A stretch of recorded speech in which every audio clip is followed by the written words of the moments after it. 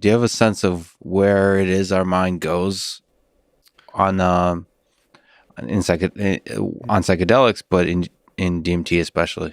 Well, unfortunately, I haven't taken DMT, so I can't. Unfortunately or fortunately? Unfortunately, Okay, yeah. unfortunately. Uh, Although I presume it's in my body as it is in everyone's brain and in many, many plants, apparently. But I've wanted to take it. I haven't I had an opportunity that was presented itself where it was obviously the right thing for me to be doing.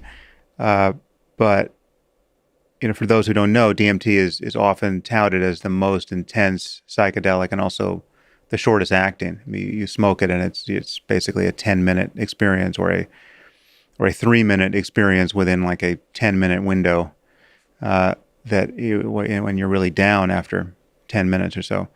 Um, and Terrence McKenna was a big proponent of DMT. That was his, the center of the bullseye for him psychedelically, apparently.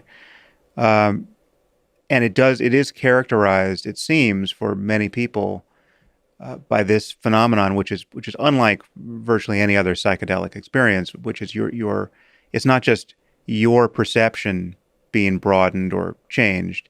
It's you, according to Terrence McKenna, feeling fairly unchanged, but catapulted into a different circumstance. You have been shot elsewhere and find yourself in relationship to other entities of some kind. Right? So the place is populated with things that seem not to be your mind. So it does Yeah. feel like travel to another place because Yeah. you're unchanged yourself. Again, I just have this on the authority of the people who have described their experience, but it sounds like it's pretty common. It sounds like it's pretty common for people not to have the full experience because it's apparently pretty unpleasant to smoke. So it's like getting enough on board in order to get shot out of the cannon and land among the what McKenna called self-transforming machine elves. Yeah. That appeared to him like jeweled, Fabergé egg like self-dribbling basketballs that were handing him completely uninterpretable reams of profound knowledge. It's an experience I haven't had, so I just have to accept that people have had it. I would just point out that our minds are clearly capable of producing apparent others on demand that are totally compelling to us, right? There's no limit to our ability to do that, as anyone who's ever remembered a dream can attest. I mean, every night we go to sleep, some of us don't remember dreams very often, but some dream vividly every night. And just think of how insane that experience is. I mean, you've forgotten where you were, right? That's the strangest part. I mean, this is psychosis, right? You have lost your mind. You have lost your connection to your episodic memory, or even your expectations that reality won't undergo wholesale changes a moment after you have closed your eyes, right? Like you're in bed, you're watching something on Netflix, you're waiting to fall asleep, and then the next thing that happens to you is impossible, and you're not surprised, right? You're talking to dead people, you're hanging out with famous people, you're someplace you couldn't physically be, you can fly, and even that's not surprising, right? So you have lost your mind, but relevantly for this, Or found it. you found something. I mean, lucid dreaming is very interesting because then you can have the best of both circumstances, and it's then it can be kind of systematically explored. But what I mean by found, sorry to interrupt, is like if we take this brilliant idea that language constrains us, grounds us, language and other things of the waking world ground us.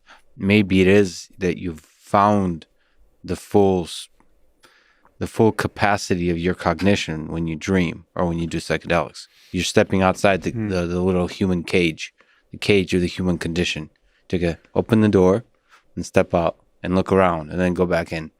Well, you've definitely stepped out of something and into something else, but you've also lost something, right? You've lost certain capacities Memory? that you want. Well, just in this case, you literally didn't. You don't have enough presence of mind in the dreaming state, or even in the psychedelic state. If you take enough, To do math. there's no psychological. There's very little psychological continuity with your life, such that you're not surprised to be in the presence of someone who you should know is dead, or you should know you're not likely to have met by normal channels, right? Yeah.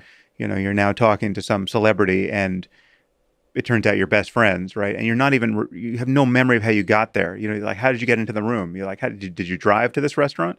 You have no memory, and none of that's surprising to you. So you're kind of brain damaged in a way. You're not reality testing in the normal way. The fascinating possibility is that there's probably thousands of people who've taken psychedelics of various forms and have met Sam Harris on that journey. Well, I would put it more likely in dreams, not because with psychedelics you don't tend to hallucinate in a dreamlike way. I mean, so DMT is giving you an experience of others, but it seems to be non-standard. It's not just like dream hallucinations, but to the point of coming back to DMT, the people want to suggest, and Terence McKenna certainly did suggest, that because these others are so obviously other and they're so vivid, well, then they could not possibly be the creation of my own mind. But every night in dreams, you create a compelling, or what is to you at the time, a totally compelling simulacrum of another person, right? And that's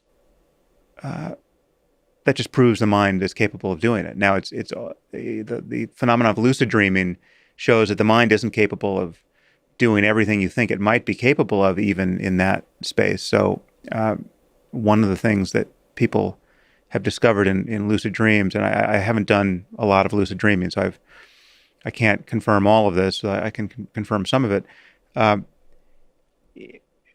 Apparently, in every house, in every room in the mansion of dreams, all light switches are dimmer switches.